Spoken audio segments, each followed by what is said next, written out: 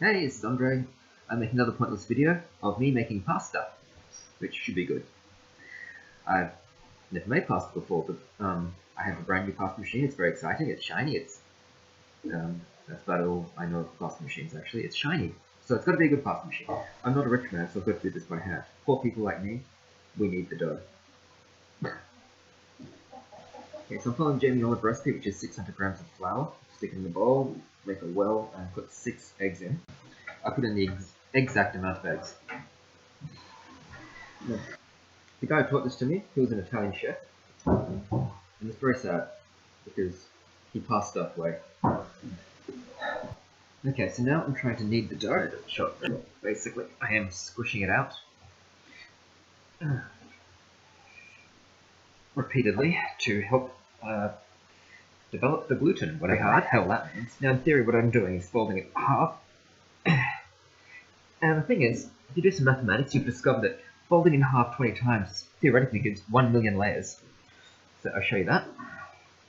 So I've got 2 to the power 20 gives me about 1 million layers.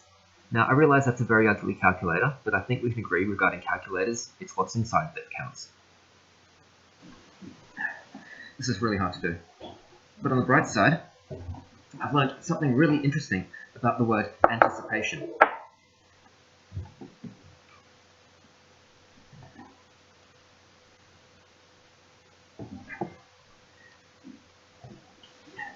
So I've been kneading the dough for about 7 minutes. 7.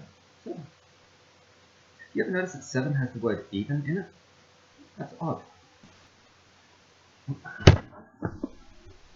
So I've just divided my pasta up into equal portions and wrap them up in Glad wrap and put them in the fridge to cure or set or whatever it is you do with pasta. Tell if I know why. It's just what the recipe calls for. Okay, so my pasta's been sitting in the fridge for over half an hour. That's good, apparently. And now I have to do all these weird Italian things like rolling it out. I've noticed Italian cooking is full of really weird arcane stuff like throwing the pizza into the air.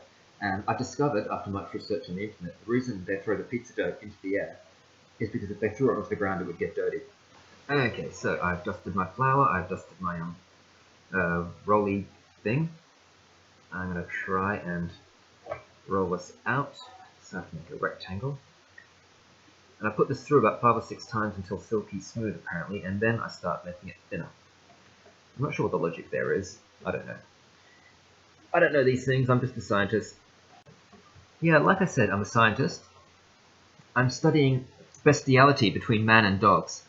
So if you have any questions for me at the end of this video, I'll be in my lab.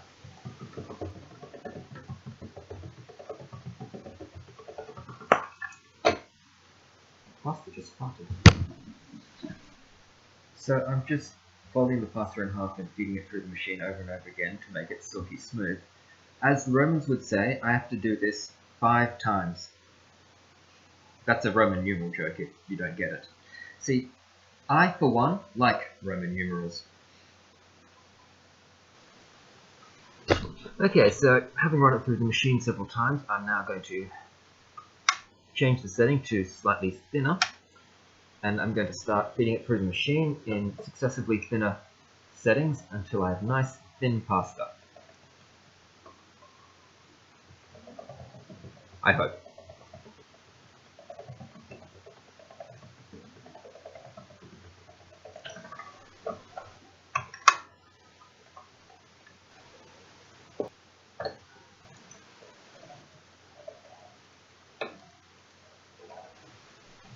Okay, now we're at the part where I have to make fettuccine.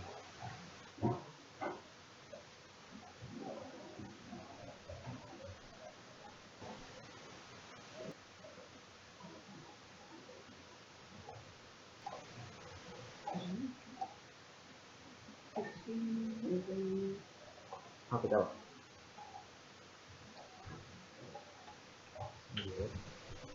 So, I think we have victory. I've made fettuccine, I hope. Looks about the right width and thickness and everything. I'm now got to try and get it into the pan. but seems to be working. This is me making pasta. Okay, so the last part is actually quite simple. I'm just going to heat up some oil, salt, and garlic in a pan until it's aromatic, whatever the hell that means. And then I add the prawns, and then I add lemon juice and parsley. And I just mix the pasta through, and that's my pasta done. I'm just really happy that I made pasta on a pasta machine.